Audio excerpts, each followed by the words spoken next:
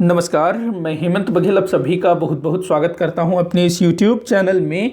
CGPSC में छत्तीसगढ़ सामान्य अध्ययन से पूछे जाने वाले महत्वपूर्ण प्रश्नों पर हम लोग चर्चा कर रहे थे, जिसके अंतर्गत मैं डेली 10 क्वेश्चन लेता हूं और प्रत्येक क्वेश्चन को मैं डिटेल में एक्सप्लेन करके बताता हूं। तो आप लोग वीडियो को आखिर तक देखिएगा और आपसे कितने क्वेश्चन सॉल्व हुए ये जरूर बताइएगा। तो चलिए हम लोग वीडियो को स्टार्ट करते हैं। पहला क्वेश्चन है, निम्न कथनों पर विचार कीजिए। तो कुछ कथन दिए हुए हैं। तो देखिए, पहला, छत्तीसगढ़ में कलचुरी प्रशासन राजतंत्रात्मक था। जी हाँ, बिल्कुल ये सही है। ये वाला जो क्वेश्चन है ना, 2017 में एक लाइब्रेरियन का एग्जाम हुआ था, उससे मैंने लिया है। 2017 में हुआ था शायद, लाइब्रेरियन और स्पोर्ट्स ऑफिसर का, तो वहाँ से ये क्वेश्चन लिया है। तो छत्तीसगढ़ में कलचुरी प्रशासन राजतंत्रात्मक था। देखो, प्राचीन समय में, प्राचीन या फिर कहो भारत जब स्वतंत्र नहीं हुआ था उससे पहले तक जितने भी राजे महाराजे थे ना, सबके यहाँ पर राजतंत्रात्मक शासन व्यवस्था ही प्रचलन में थी। हाँ, प्राचीन काल में कुछ ऐसे राज्य थे जिनमें गणतंत्रात्मक राज्य व्यवस्था देखने को मिलती है। तो जो कलचुरी शासन व्यवस्था है वो पूरी तरह से राजतंत्रात्मक थी, राजा ही सब कुछ होता था। दूसरा बोल रहा है, प्रशासन में राजा को अमात्यों की सहायता प्राप्त थी। जी हाँ, बिल्कुल सही है। अमात्य मतलब कि मंत्रीगण। कलचुरी जो शासक होते थे उनके दरबार में काफी सारे मंत्री होते थे, अलग अलग डिपार्टमेंट के अलग अलग मंत्री, जो कि राजा को राज कार्य में सहायता किया करते थे, सहायक होते थे। अधिक जो भी होता था वो राजा का ही होता था, ये बस सहायता के लिए होते थे। अगला दिया है, गांव के प्रशासन का प्रमुख प्रधान होता था। तो देखो, प्रधान नहीं होता था, गौटिया होता था। कौन होता था? गौटिया। ये गांव का प्रमुख होता था, गौटिया। तो ये वाला आपका गलत हो जाएगा। तीसरा वाला क्या हो जाएगा? गलत हो जाएगा, गौटिया होता था। और जो कलचुरियों की जो प्रशासनिक व्यवस्था थी ना, वो अत्यधिक विकेंद्रीकृत थी। मतलब केंद्रीकृत नहीं थी, विकेंद्रीकृत थी। शक्तियां जो है बटी हुई थी। जो गौटिया है उसको भी काफी पावर था अपने ग्राम स्तर तक के लिए। तो ये दो कथन सही है, 1 और 2 यहाँ पर सही है, तीसरा गलत है। तो 1 और 2 यहाँ पर आपका सही होगा। अगला क्वेश्चन देखते हैं, निम्न कथनों पर विचार कीजिए बोल रहा है। पहला दिया है, सल्फी बस्तर अंचल के जनजातियों का लोकप्रिय पेय पदार्थ है। तो सल्फी बस्तर अर्थात दक्षिण छत्तीसगढ़ में जो जनजातीय निवास करते हैं उनका लोकप्रिय पेय पदार्थ है बोल रहा है सल्फी को। तो देखिए, सल्फी ना एक ताड़ नुमा एक वृक्ष होता है, तो उसी से सल्फी का रस निकाला जाता है और ये जो रस है बस्तर के जनजातियों में काफ़ी लोकप्रिय है। तो पहला कथन बिल्कुल सही है। सल्फी जो है ना, एक नशा वाला नशा है, ध्यान रखेंगे। जैसे कि शराब होता है, दारू होता है, तो कुछ कुछ वैसा ही सल्फी भी होता है। बस्तर क्षेत्र में ना जो गोंड जनजाति है उनमें पेज का भी प्रचलन है। पेज, ये जो पेज है इसको भोजन के रूप में प्रयोग में लाया जाता है। ये चावल, मड़िया या फिर जो चावल का जो कनकी होता है, मक्का, इन सब चीज़ों से बनाया जाता है पेज को। और ये जो है रोज के खाने पीने के चीज़ों में शामिल होता है पेज। वहीं एक और नाम आता है बस्तर क्षेत्र में, लांदा। ये भी सल्फी के समान एक नशीला पदार्थ होता है, ये भी चावल से तैयार होता है। तो ये 3 चीज़ें, सल्फी, लांदा, पेज, ये जो है बस्तर क्षेत्र से संबंधित है। इसके अलावा ताड़ी की अगर हम लोग बात करें तो जो मैकल पर्वत श्रृंखला है, जहाँ पर बैगा जनजाति का संकेंद्रण है, तो वहाँ पर ताड़ी जो पेय पदार्थ है ना, ताड़ी, ये भी सल्फी समान होता है, मतलब ताड़ के वृक्ष से निकलता है। तो ये आपके जो है मैकल पर्वत श्रेणी। उसके बाद हंडिया, हंडिया जो है सरगुजा क्षेत्र में प्रचलित है, हंडिया। तो ये आप लोग ध्यान में रखेंगे। तो पहला पॉइंट बिल्कुल सही है। अगला देखते हैं, दूसरा, धुमकुरिया उरांव जनजाति का युवा गृह है। जी हाँ, बिल्कुल सही है। मैंने युवा गृहों पर डिटेल में वीडियो बनाया हुआ है। तो जो धुमकुरिया है ये उरांव जनजाति में पाया जाने वाला युवा गृह है। यहाँ पर जो धुमकुरिया उरांव जनजाति के जो अविवाहित युवक युवती हैं वो इसके सदस्य होते हैं। यहाँ पर जो विधवा स्त्री है वो भी इसकी सदस्य होती है। और धुमकुरिया में जो विधवा स्त्री होगी, जो सबसे बड़ी विधवा स्त्री होगी, वो युवतियों के दल की मुखिया होगी। धुमकुरिया में जो युवक सदस्य होंगे उनको धांगर कहा जाता है, युवतियों को धांगरिन कहा जाता है। और वही युवकों के मुखिया को धांगर महतो और युवतियों की मुखिया को बारकिन धांगरिन कहा जाता है। और जो बारकिन धांगरिन है वो कोई विधवा स्त्री ही होती है अधिकतर मामलों में। अगर गांव में विधवा स्त्री नहीं है तो कोई कुंवारी लड़की, वो भी बारकिन धांगरिन बन सकती है। हमारे छत्तीसगढ़ में उरांव जनजाति के अलावा मुरिया जनजाति में भी युवा गृह पाया जाता है और मुरिया जनजाति का जो युवा गृह है घोटुल, वो दुनिया भर में काफ़ी मशहूर है। घोटुल ध्यान रखना, घोटुल के जो युवक सदस्य होते हैं वो लोग चेलिक कहलाते हैं, लड़कियां मोटियारिन कहलाती हैं और युवकों का जो मुखिया होता है, चेलिकों का मुखिया, वो कहलाता है सिरेदार और लड़कियों की मुखिया कहलाती है बेलोसा। तो ये तमाम बातें आप लोग ध्यान में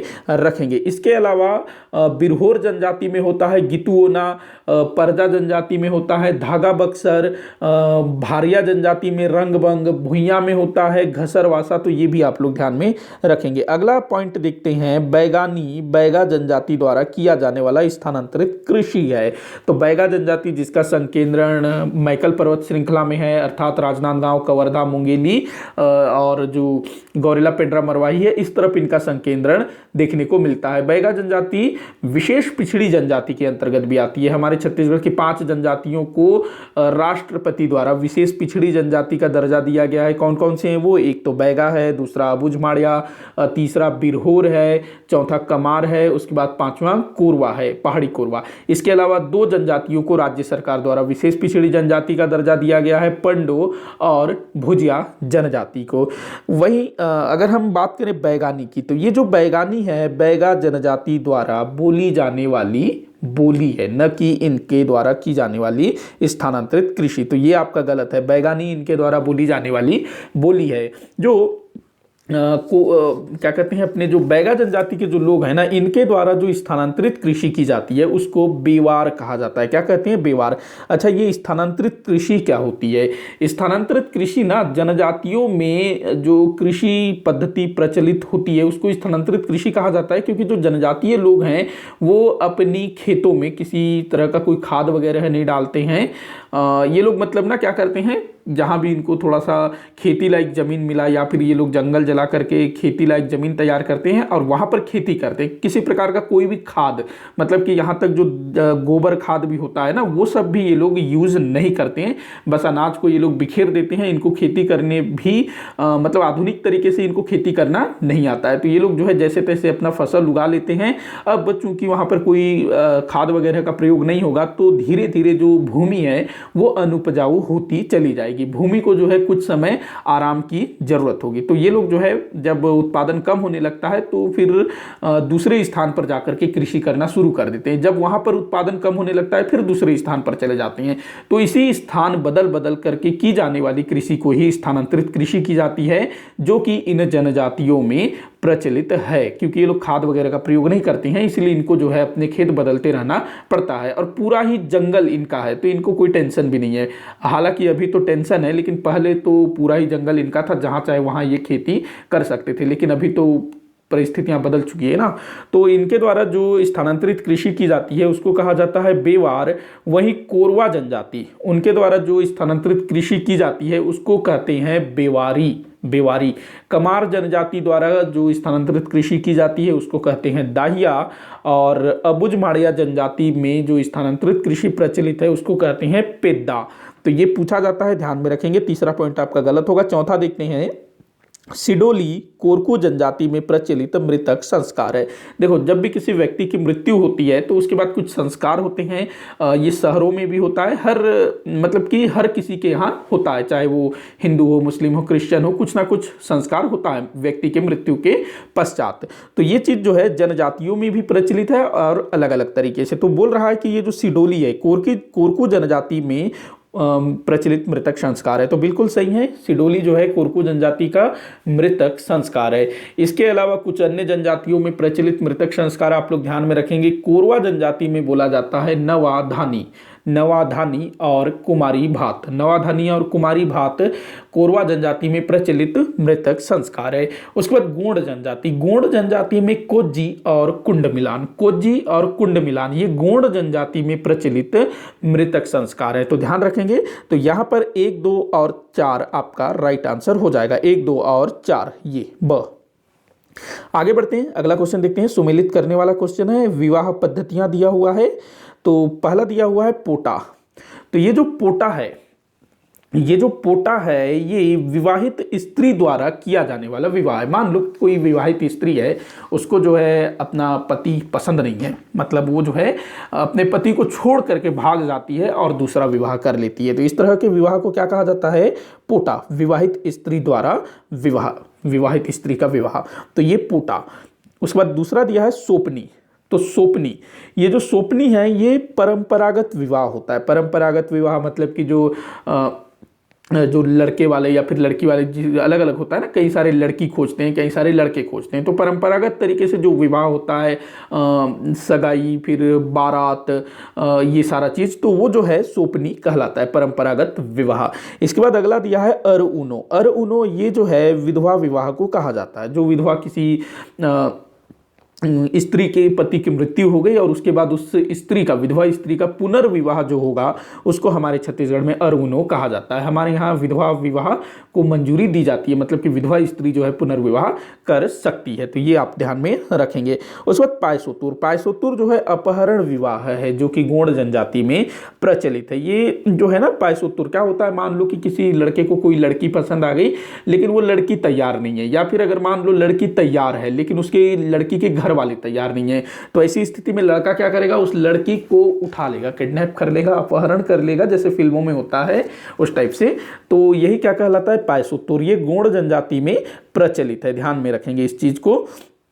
तो ये विवाह पद्धतियां हैं। इसके अलावा कुछ और विवाह पद्धतियां जो अक्सर परीक्षाओं में पूछी जाती है, जैसे कि पैडुल। पैडुल याद रखेंगे, ये सामान्य विवाह है। पैडुल सामान्य विवाह, जैसे कि सोपनी है ना परंपरागत विवाह, वैसे ही पैडुल भी है सामान्य विवाह। इसके बाद पैठुल। पैठुल जो है हठ विवाह को बोला जाता है, पैठुल हठ विवाह। बैगा जनजाति में इसी हठ विवाह को पैठू बोला जाता है, पैठू, पैठू, पैठुल, ध्यान रखेंगे। बैगा जनजाति में पैठू। हट विवाह से तात्पर्य है कि मतलब जिद करना, मतलब हट करना कि भाई मैं इसी से विवाह करूंगा, इस टाइप से। उस वक्त पठौनी। पठौनी इसमें क्या होता है, वधु द्वारा बारात निकाला जाता है, मतलब कि वधु जो है लड़के के घर में बारात लेकर के जाएगी और लड़के को अपने साथ लेकर के नहीं आएगी, लड़की को वहीं छोड़ दिया जाता है और उसके साथ जो बाराती गए हुए होते हैं वो वापस आ जाते हैं। ये जो है ना, इसको बस्तर क्षेत्र में भी इस तरह का विवाह होता है। इसको जो है क्या कहते हैं, मुझे ध्यान नहीं आ रहा है, तो इसको पठौनी बोला जाता है छत्तीसगढ़ी में। क्या होता है, मान लो कि कोई लड़की वाले जो हैं बारातियों का स्वागत करने, इन सब चीज़ों में मतलब सक्षम नहीं है, या फिर जो लड़के वाले वो बारात आने में सक्षम नहीं है, तो लड़की के जो घर वाले हैं वो लड़की को मतलब लड़की का बारात निकाल करके उसको लड़के के घर छोड़ करके आती हैं, तो यही है पठौनी, ध्यान रखेंगे। हल्दी पानी। हल्दी पानी ये ना विधवा स्त्री और विधुर, मतलब कि विधवा और विधुर के बीच अगर विवाह होता है, मान लो कोई विधवा स्त्री है, कोई विधुर व्यक्ति है जिसकी पत्नी मर गई है, तो ये दोनों अगर आपस में विवाह करते हैं तो इसको हल्दी पानी कहा जाता है। पारिंग धन। पारिंग धन, ये वधु मूल्य देकर किए गए विवाह को पारिंग धन कहा जाता है। इसके बाद अगला याद रखेंगे भगेली। काफी बार पूछा जा चुका है भगेली भी। इसमें क्या होता है, जो कन्या है वो लड़के के घर चली जाती है, मतलब मान लो लड़का और लड़की एक दूसरे को पसंद करते हैं लेकिन जो लड़की के घर वाले हैं वो लोग तैयार नहीं हैं, तो ऐसे में लड़की क्या करेगी, वो जो है चुपके से अपने परिवार को बिना बताए लड़के के घर चली जाएगी और लड़के के घर वाले लड़का और लड़की दोनों का विवाह कर देंगे और उसके बाद फिर गांव का जो प्रधान होगा, मुखिया होगा, वो फिर लड़की के घर जाएगा और बताएगा कि तुम्हारी जो लड़की है वो भाग गई, भगेली हो गई, इस टाइप से। और इस तरह के विवाह को भी अपने यहाँ मान्यता दी जाती है। तो ये प्रेम विवाह का प्रकार इसको हम लोग बोल सकते हैं। इसके बाद जो अगला है, और ये जो भगेली विवाह है ना, ये लगभग पूरे छत्तीसगढ़ में प्रचलित है। और इस टाइप का जो भगने वाला जो प्रथा है ये तो भाई शहरों में भी प्रचलित होता है ना, लड़का लड़की भाग जाते हैं अगर माँ बाप तैयार नहीं है तो ये शहरों में भी प्रचलित होता है। बाकी हमारे छत्तीसगढ़ में इसको भगेली कहा जाता है। इसके बाद गंधर्व। गंधर्व विवाह, ये प्रेम विवाह होता है। मान लो दो लड़का लड़की हैं जो आपस में प्यार करते हैं लेकिन दोनों के घर वाले तैयार नहीं है, लड़के के घर वाले भी तैयार नहीं है, लड़की के घर वाले भी तैयार नहीं है। ऐसे में लड़का और लड़की दोनों जो है अपने घर परिवार को छोड़ करके भाग जाएंगे और कहीं जाकर के विवाह कर लेंगे, मंदिर में जाएंगे, कोर्ट मैरिज करेंगे, जहां भी। तो ये क्या कहलाएगा, गंधर्व विवाह। उसके बाद दूध लौटावा, काफी बार पूछा जा चुका है दूध लौटावा।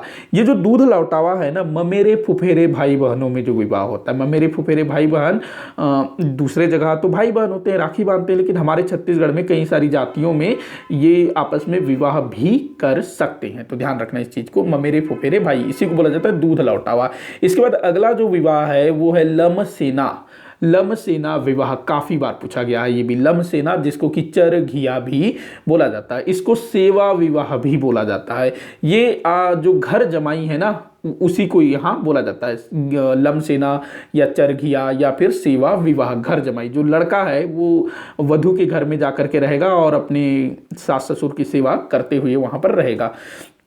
उस पर ढुकू, ढुकू ये ना हठ विवाह को बोला जाता है कोरवा जनजाति में। ढुकू हठ विवाह को कोरवा जनजाति में बोला जाता है। वही जो पैठुल और पैठू है, ये भी हठ विवाह है जो कि बैगा जनजाति में प्रचलित है, जो मैंने शुरू में बताया ना। पैठू या पैठुल ये हठ विवाह बैगा जनजाति में, और ढुकू जो है ये भी हठ विवाह है कोरवा जनजाति में। इसके बाद आखिरी है तीर विवाह, और भी हैं। तो तीर विवाह ये याद रखेंगे, तीर विवाह जो कि बिंजवार जनजाति में प्रचलित है, काफी बार पूछा जा चुका है। तीर विवाह में क्या होता है, मान लीजिए कि बिंजवार जनजाति की किसी कन्या का विवाह नहीं हो पा रहा है कुछ भी कारण से, तो उस लड़की का विवाह तीर से कर दिया जाएगा, तो इसी को बोला जाता है तीर विवाह। शहीद वीर नारायण सिंह जी वो इस जनजाति से थे, बिंजवार जनजाति से। आगे बढ़ते हैं, अगला क्वेश्चन देखते हैं, आप लोग कूट मिला लीजिएगा। अगला क्वेश्चन देखते हैं, सुमेलित करने वाला है। एक तरफ मेला दिया हुआ है और दूसरी तरफ मेला लगने का समय। मेलों से काफ़ी क्वेश्चन पूछा जाता है, मेला हो गया, पर्व हो गया, तो आप लोग इसको अच्छे से देखिएगा। मैंने मेला और छत्तीसगढ़ के पर्व के ऊपर डिटेल में वीडियो बनाया हुआ है, अगर आप लोगों ने नहीं देखा है तो उसको जरूर से देखिएगा। एक क्वेश्चन पूछा ही जाता है, मेले से एक क्वेश्चन और आपके जो पर्व है उससे एक क्वेश्चन, अभी जो पीछे हम लोगों ने विवाह पद्धति देखी उससे भी एक क्वेश्चन पूछा ही जाता है। तो आप लोग चीज़ों को अच्छे से देखते समझते चलिएगा। तो दिया हुआ है मल्हार, तो देखिए जो मल्हार है यहाँ पर कब मेला लगता है, मल्हार कहाँ पर है, पहले तो आप लोग ये बताइएगा।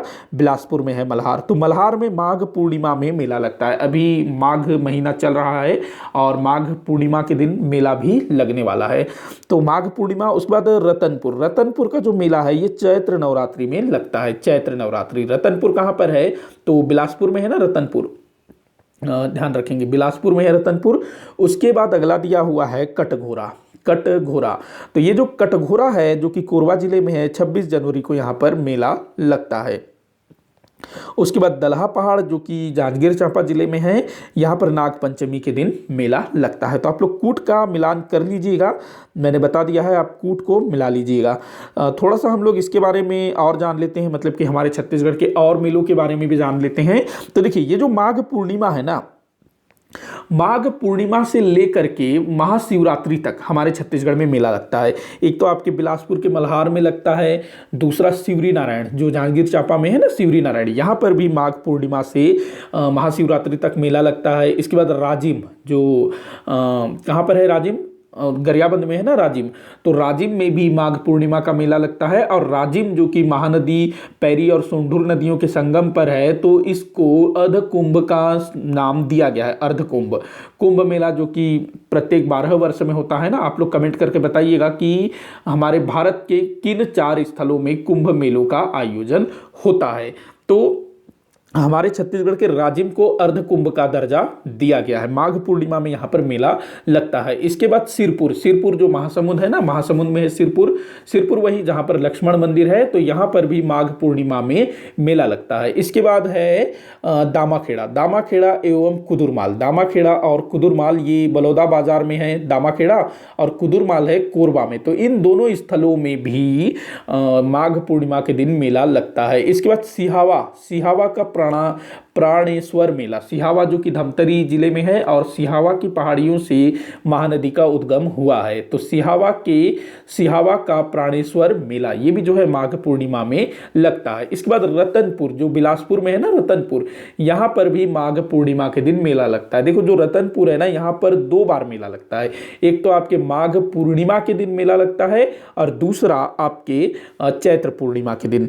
चूंकि यहाँ पर हमारे जो ऑप्शन में रतनपुर अगर हम लोग माघ पूर्णिमा लगा देते तो मल्हार के लिए कुछ नहीं बचता, इसीलिए रतनपुर यहाँ पर हमें चैत्र नवरात्रि लेना पड़ा। लेकिन जो रतनपुर है वहाँ 2 बार मेला लगता है, माघ पूर्णिमा के दिन और चैत्र पूर्णिमा के दिन भी। तो ये थे माघ पूर्णिमा में लगने वाले मेले। अब हम लोग बात करते हैं चैत्र पूर्णिमा के दिन लगने वाले मेले। चैत्र पूर्णिमा जो चैत्र महीना होता है ना, तो चैत्र महीना जिसमें रामनवमी भी मनाया जाता है, तो चैत्र नवरात्रि तो इस दिन जो है 5 स्थानों पर मेला लगता है। एक तो डोंगरगढ़ जो राजनांदगांव में है, उसके बाद रतनपुर बिलासपुर में, चंद्रपुर जांजगीर चांपा में, खल्लारी महासमुंद में, और उसके बाद भोरमदेव कवर्धा में। तो इन 5 स्थानों में चैत्र नवरात्रि के दिन मेला लगता है। इसके बाद आप लोग अगला याद रखेंगे तुम्माड़ मेला। तुम्माड़ कहाँ पर है? कोरबा जिले में है तुम्माड़ ना। तो यहाँ पर प्रत्येक 3 वर्ष में एक बार मेला लगता है। प्रत्येक 3 वर्ष में एक बार मेला लगता है। 12 दिन 12 रात के लिए ये मेला लगता है। दलहा पहाड़ का मेला बताया मैंने, नागपंचमी के दिन लगता है। उसके बाद देखो माघ सुदी 11 को महिषासुर का मेला, माघ महीने में महिषासुर का मेला आयोजित होता है। ये भी आप लोग ध्यान में रखिएगा। इसके बाद है कुटी घाट का मेला। कुटी घाट का मेला ये बसंत पंचमी के दिन लगता है। कुटी घाट का मेला बसंत पंचमी के दिन ही गिरौदपुरी में भी मेला लगता है। गिरौदपुरी जो कि बाबा गुरु घासीदास जी से संबंधित है ना, गिरौदपुरी। तो यहाँ पर बसंत पंचमी के दिन मेला लगता है। बसंत पंचमी के दिन 2 स्थानों पर मेला, एक तो गिरौदपुरी, दूसरा कुटी घाट। इसके बाद रामाराम कहाँ पर है? सुकमा जिले में। रामाराम सुकमा जिले में है, जहाँ पर नवाखाई जो भाद्रपद का जो महीना होता है ना, भादो शुक्ल पक्ष भादो अमावस्या के दिन पोला मनाया जाता है। तो उसी महीने में ना सुकमा में नवाखाई मनाया जाता है और मेला भी लगता है। तो ये सारी चीजें आप लोग ध्यान में रखेंगे, मेलों से भी क्वेश्चन पूछा ही जाता है। कूट आप लोग मिला लीजिएगा। अगला क्वेश्चन देखते हैं, ये भी कूट मिलाने वाला है, मतलब सुमेलित करने वाला है। तो एक तरफ जो है हमारे छत्तीसगढ़ के जो विभिन्न क्षेत्रों से जुड़े हुए कलाकारों का नाम दिया हुआ है, दूसरी तरफ मतलब एक तरफ जो है कुछ कला दिया हुआ है, जैसे कथक, सितार, बाकी कलाकारों के नाम। तो जो कथक हैं, कथक से संबंधित कौन है? तो पंडित कार्तिक राम ये कथक से संबंधित हैं। पंडित कार्तिक राम। सितार से कौन संबंधित है भाई? विमलेंदु मुखर्जी, ये सितार से संबंधित हैं। उसके बाद बांसुरी से कौन संबंधित है? तो संतोष टॉक ये बांसुरी से संबंधित है। तबला से सोहन दुबे, तबला से कौन संबंधित है? सोहन दुबे। तो आप लोग कूट का मिलान कर लीजिएगा। कथक से पंडित कार्तिक राम के अलावा आप लोग नाम याद रखेंगे, कल्याण दास, फिरतू महाराज, वासंती वैष्णव, इसके अलावा आरती जैन, ये सब जो हैं कथक से संबंधित है। और रायगढ़ घराने से इनका संबंध है। देखो रायगढ़ घराना जो रायगढ़ में है ना, रायगढ़ घराना जो कि कथक के विकास के लिए काम करता है। और रायगढ़ के जो महाराजा थे, महाराजा चक्रधर सिंह, वो जो है कथक नृत्य के विकास के लिए उन्होंने काफी काम किया था। और उन्हीं की स्मृति में प्रतिवर्ष रायगढ़ में रायगढ़ महोत्सव मनाया जाता है। तो ये सब जो है कथक से संबंधित थे। इसके बाद सितार से संबंधित एक तो होगा विमलेंदु मुखर्जी, इनका नाम याद रखेंगे, बुधादित्य मुखर्जी। विमलेंदु मुखर्जी, बुधादित्य मुखर्जी बहुत इंपॉर्टेंट है, पूछा गया है दोनों का, विमलेंदु मुखर्जी और बुधादित्य मुखर्जी। इसके अलावा संजय बनर्जी। इसके बाद कोंकणा बनर्जी और याद रखेंगे इंद्राणी चक्रवर्ती। ये सब जो है सितार से संबंधित है। सितार जो वाद्य यंत्र है ना। उसके बाद बांसुरी में संतोष टॉक, यही आप लोगों को याद रखना है। तबला में सोहन दुबे, सुखेंदु चटर्जी, सुनील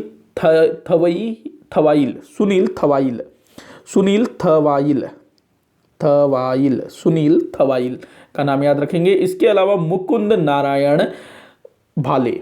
नारायण भाले, ये सब क्या है? तबला से संबंधित है। भरतनाट्यम में 2 नाम याद रखेंगे। भरतनाट्यम जो कि तमिलनाडु का शास्त्रीय नृत्य है, तो श्रीमती मधुरिमा और चंद्रशेखर शास्त्री, ये जो है भरतनाट्यम से संबंधित हैं।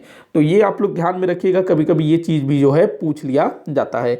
आगे बढ़ते हैं, कूट का मिलान कर लीजिएगा। फिर से सुमेलित करने वाला है। एक तरफ आभूषण दिया हुआ है, दूसरी तरफ उनको पहना जाने वाला अंग। तो आभूषण से भी एक क्वेश्चन पक्का ही पूछा जाता है, तो आप लोगों को ये भी ध्यान में रखना है, आभूषण पढ़ लेना है। तो कोतरी पहला दिया है, तो कोतरी जिसको कि चुटकी भी बोला जाता है, बिछिया या चुटकी बोला जाता है, कहाँ पहनते हैं? पैर की उंगली में पहना जाता है चुटकी, कोतरी। उसके बाद पुतरी कहाँ पहना जाता है? तो पहना जाता है इसको गला में। पुतरी कहाँ पहनते हैं? गला में। उसके बाद दिया है बारी मतलब कि बाली। ये तो काफ़ी सारे छत्तीसगढ़ी गानों में भी इसका प्रयोग मिलता है, बारी का, तोरबर बारी ला दहूँ, इस टाइप से। तो बारी मतलब होता है बाली, जो कान में जो पहना जाता है ना बाली, तो वही। तो कान इसका आंसर। उसके बाद फुल्ली, फुल्ली जो है नाक में पहना जाता है। नाक में जो आप लोगों ने देखा होगा, जो आदिवासी महिलाएं एक बड़ा सा पहनी हुई होती है ना नाक में, तो वही क्या होता है फुल्ली। वो रिंग नहीं, जो एक जो गोल वाला जो पहना नहीं रहते नाक में छल्ला इस टाइप से, वो नहीं, एक होता है फुल्ली, तो वो नाक में पहनते हैं फुल्ली। तो ये आप लोग ध्यान रखेंगे, फुल्ली नाक में पहना जाता है। तो इनके अलावा और दूसरे देख लेते हैं हम लोग थोड़ा सा। गले में पहने जाने वाले आभूषण, सबसे पहले गले, तो सूता, गले से याद रखेंगे सूता, सुर्रा, सकरी, तिलरी, दुलरी, हमेल, पुतरी, कलदरा, हसली, ये सब कहाँ पहनते हैं? गले में पहनते हैं, ध्यान रखेंगे। उसके बाद कान की अगर मैं बात करूं तो एक तो मैंने बताया फुल्ली, कान में पहनते हैं बारी, एक मैंने बताया बारी कान में। बारी के अलावा आप लोग याद रखेंगे झुमका, झुमका एक गाना भी है ना, झुमका गिरा रे बरेली के बाजार में, तो झुमका कहाँ पहनते हैं? कान में पहनते हैं। झुमका हो गया आपका, बारी हो गया, लवंग फूल, लवंग फूल, तितरी, तरकी, हाँ, उसके बाद खिलवा, खूंटी, ढार, ये सब कहाँ पहनते हैं? कान में पहनते हैं। उसके बाद बात करते हैं पैर की उंगली में, तो पैर की उंगली में आप याद रखेंगे बिछिया, कोतरी, चुटकी, ये सब कहाँ पहनते हैं? पैर की उंगली में। नाक की अगर मैं बात करूँ तो नाक में पहना जाता है नथ, नथ तो सबको पता होगा, नथ, नथनी, उसके बाद फुल्ली, लवंग, और उसके बाद बुलाक, ये सब जो है नाक में पहना जाता है। अब कुछ और अंगों की बात कर लेते हैं, सिर की बात कर लेते हैं। तो सिर में जो है हमारे छत्तीसगढ़ के जो आदिवासी हैं जंगली फूल लगा लेते हैं। हाँ, इसके अलावा कोई सा भी पंख, किसी चिड़िया का पंख, मोर पंख, ये सब चीज़ लगा लेते हैं। इसके अलावा पटिया, बेंदी, सिंगी, कौड़ी, ककई, ककई कंघी, ये कंघी का एक रूप है। ककई भी मांग मोती, जो मांग में जो मोती टाइप का जो आभूषण नहीं पहना जाता है वो, तो ये सब जो है कहाँ पहनते हैं? सिर में। उसके बाद चेहरे की अगर मैं बात करूँ, माथे में तो टिकली ये लगाते हैं ना, टिकली लगाते हैं हमारे छत्तीसगढ़ में। उसके बाद हाथ की उंगली में, हाथ की उंगली में तो अंगूठी पहनते हैं। अंगूठी, अंगूठी को छत्तीसगढ़ी में बोलेंगे सुंदरी, मुंदरी, क्या बोलेंगे? मुंदरी, ध्यान रखेंगे, मुंदरी। उसके बाद हाथ, हाथ तो हाथ में क्या पहनेंगे? हाथ में चूड़ी होगा, कड़ा होगा, हाथ और बाजू, हाथ बाजू कलाई सब में मैं बता रहा हूँ। तो चूड़ी होगा, चूड़ी को बोला जाएगा यहाँ पर चूड़ी, कड़ा, हरैया, ककनी, नांग मोरी, नांग मोरी ना बाजू में पहनते, बनुरिया, पट्टा, उसके बाद पहुंची, ये सब कहाँ पहनते हैं? हाथ में। पहुंची हो गया, बनुरिया हो गया, नागमोरी, ये बाजू में पहना जाता है, बाजू मतलब बाह में। उसके बाद पैर, पैर में पहनेंगे पैरी, जो पायल होता है ना, पायल, उसको पैरी। देखो ये जो पैरी है ना, ये भी काफ़ी सारे गानों में प्रयोग किया गया है। पैरी एक नदी भी है, और पैरी जो है पाँव में पहनने वाला एक आभूषण भी है, पायल। तो पैरी हो गया, बारी हो गया, ये सब जो है काफ़ी सारे छत्तीसगढ़ी गानों में आपको सुनने को मिलेगा। पैंजन, पैंजन, पैंजन भी जो है पायल जैसा होता है। इसके बाद साठी, गठिया, कटहर, तोड़ा, चुरवा, ये सब जो है पैर में पहना जाता है। एक याद रखेंगे झांझर, घुंघरू, लच्छा, ये भी पैर में पहना जाता है। तो ये आप लोग ध्यान में रखिएगा, अक्सर पूछा ही जाता है।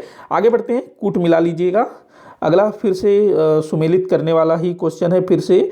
तो कुछ संस्थाओं के नाम दिए हुए हैं जिनका आपको मिलाना, संस्था नहीं है ये ना, अच्छा समाचार पत्र है, पत्रिकाएं हैं, तो इनका आपको मिलान करना है। पहला दिया है कान्यकुब्ज, तो जो कान्यकुब्ज है ये पंडित रविशंकर शुक्ल जी से संबंधित है। उसके बाद भोजली दिया है, भोजली है डॉक्टर विनय कुमार पाठक जी से संबंधित।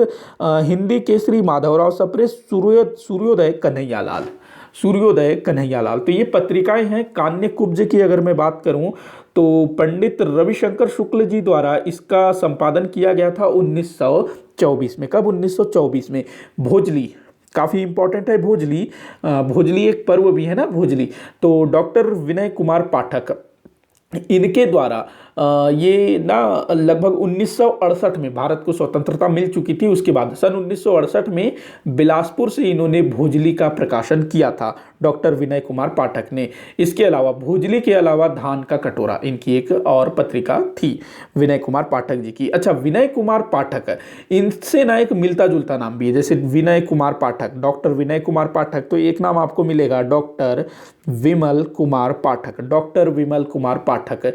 इनका संबंध है छत्तीसगढ़ सहकारी संघ, छत्तीसगढ़ सहकारी संदेश, डॉक्टर विमल कुमार पाठक, छत्तीसगढ़ सहकारी संदेश।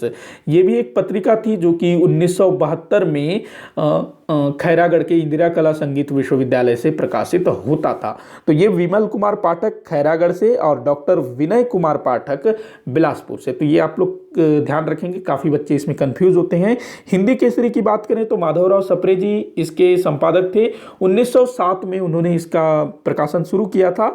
और ये जो है ना हिंदी केसरी, जो अपने बाल गंगाधर तिलक जी का मराठी भाषा में जो निकलता था केसरी, उसका हिंदी अनुवाद था। उसके बाद सूर्योदय कन्हैयालाल जी द्वारा इसका प्रकाशन किया जाता था, सूर्योदय, ये 1915 में।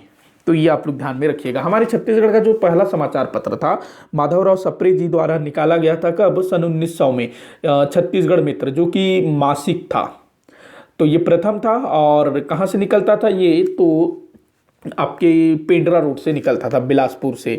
इसमें ना इनका एक और व्यक्ति ने साथ दिया था, जिनका नाम था पंडित राम भाव चित्रोलकर, याद रखेंगे, चित्रोलकर, जिन्होंने माधवराव सप्रे जी का साथ दिया था। अच्छा, हमारे छत्तीसगढ़ से पहला समाचार पत्र जो पंजीकृत हुआ था, ये आप लोग ध्यान रखेंगे, 1993 के आसपास में प्रजा हितैषी नाम से पहला समाचार पत्र पंजीकृत हुआ था। और इसको पंजीकृत करवाने वाले व्यक्ति थे भगवान दीप। लेकिन ये जो समाचार पत्र है प्रकाशित नहीं हो सका, लेकिन पंजीकृत हुआ था। पंजीकरण के लिए जो भी कार्यवाही करनी होती है वो सब कुछ किया गया था, जो भी पैसा वैसा पटाना वटाना रहा होगा वो सब कुछ कर दिए थे, लेकिन किसी कारणवश ये जो समाचार पत्र है प्रकाशित नहीं हो सका।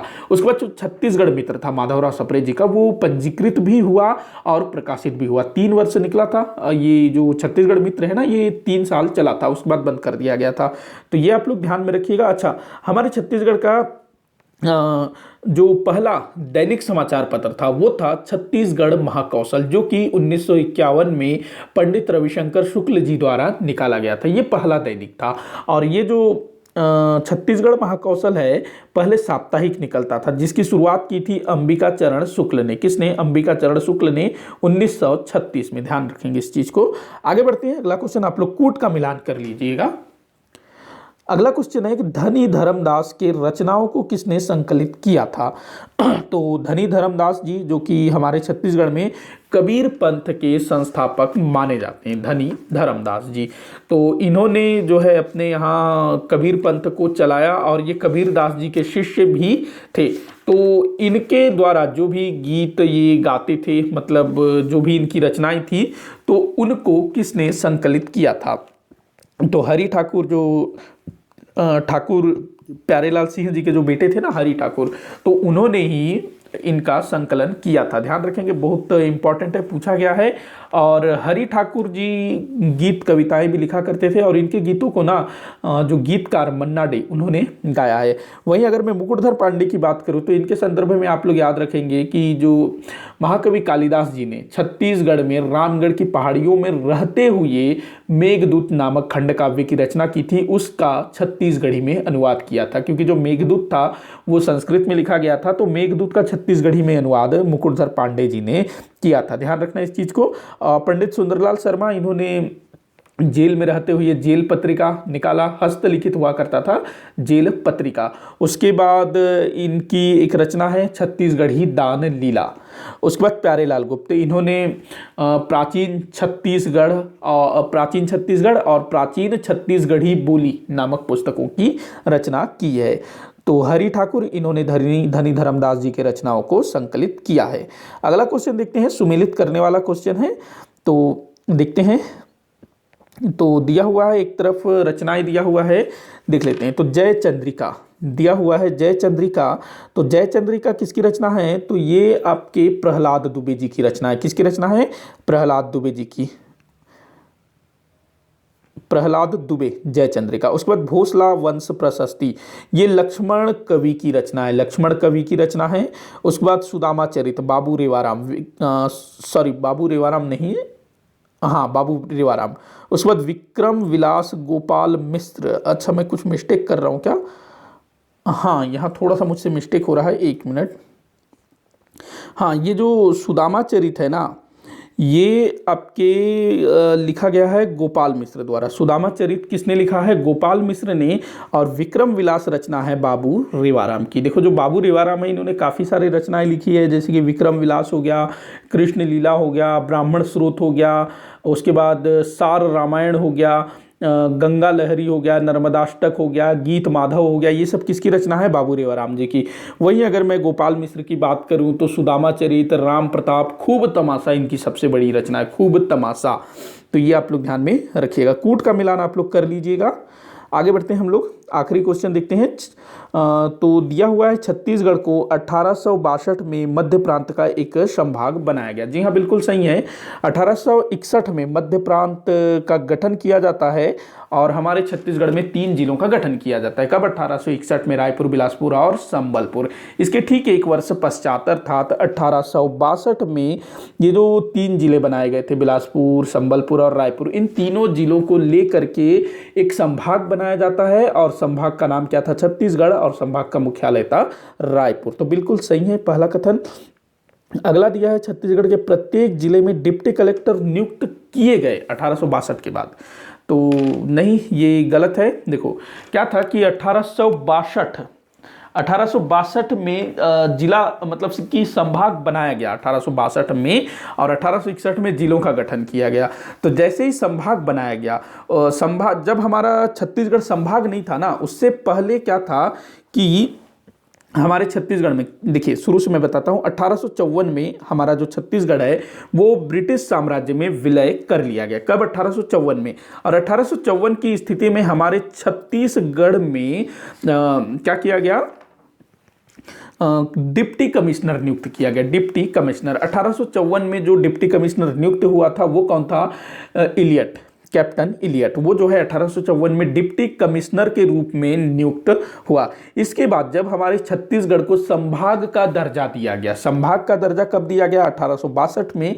तो जो डिप्टी कलेक्टर था, डिप्टी कलेक्टर नहीं, जो डिप्टी कमिश्नर था उसको जो है कमिश्नर बना दिया गया। जब हमारा छत्तीसगढ़ संभाग बन गया तो यहाँ के डिप्टी कमिश्नर को छत्तीसगढ़ का कमिश्नर बनाया गया। आज भी संभाग का जो प्रमुख होता है वो कमिश्नर होता है ना। तो संभाग जब बना तो हमारे छत्तीसगढ़ के जो डिप्टी कमिश्नर थे उसको क्या बना दिया गया? कमिश्नर। और प्रत्येक जिले में डिप्टी कमिश्नर नियुक्त किया गया, कलेक्टर नहीं। कलेक्टर नियुक्त नहीं किया गया था, डिप्टी कमिश्नर। संभाग का प्रमुख कौन होता था? कमिश्नर। और जिले का प्रमुख होता था डिप्टी कमिश्नर, ध्यान रखेंगे।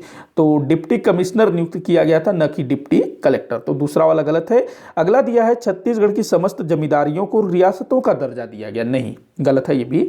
देखो 1861 में क्या किया गया कि छत्तीसगढ़ की जितनी भी जमींदारियां थी, पुराने राजे महाराजे थे, तो उनका अवलोकन किया गया और जो छोटी छोटी जमींदारियां थी उनको जो है समाप्त कर दिया गया और उनके क्षेत्र को सीधे सीधे ब्रिटिश साम्राज्य में मिला लिया गया और 14 बड़े जमींदार बच गए।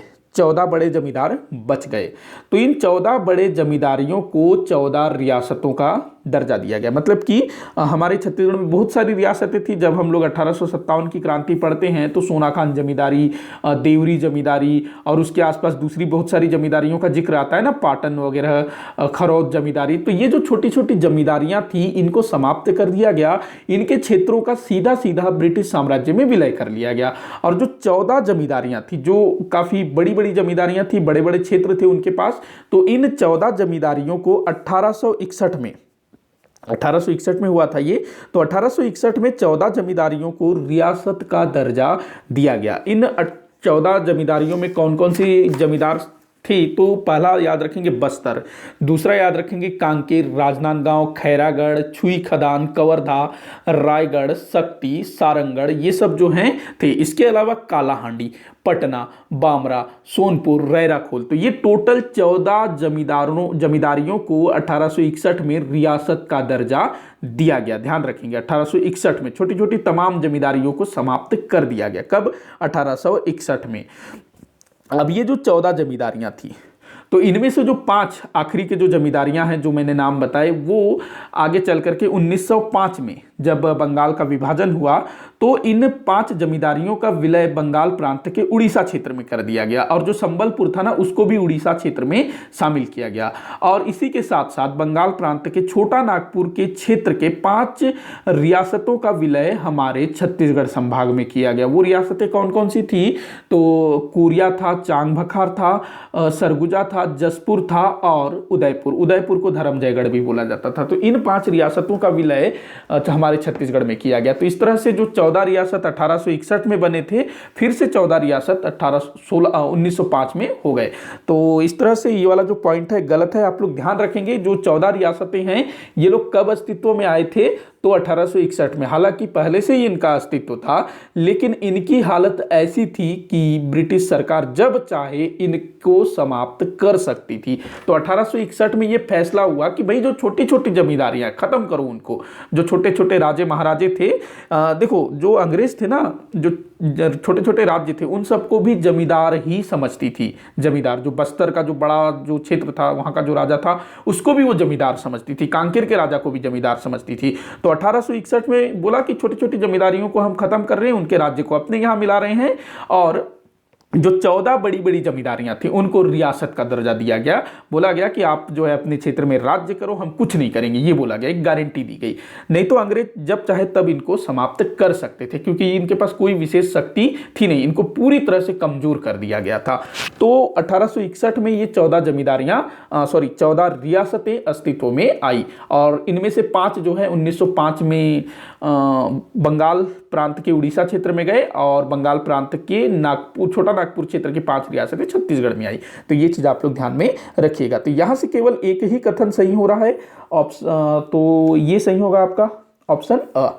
इसी के साथ आज का ये वीडियो यहीं पर समाप्त होता है। आप लोग मुझे कमेंट करके बताइएगा कि आपसे कितने क्वेश्चन सॉल्व हुए और मेरे द्वारा जो भी जानकारी दी गई है उसमें अगर आप लोगों को डाउट लगता है तो आप लोग मुझे नीचे कमेंट करके जरूर बताइएगा ताकि मैं उसको सॉल्व कर सकूं। तो वीडियो को जितना हो सके उतना आप लोग शेयर करिएगा, वीडियो को लाइक करिएगा, चैनल को सब्सक्राइब करिएगा। वीडियो को आखिर तक देखने के लिए बहुत बहुत धन्यवाद।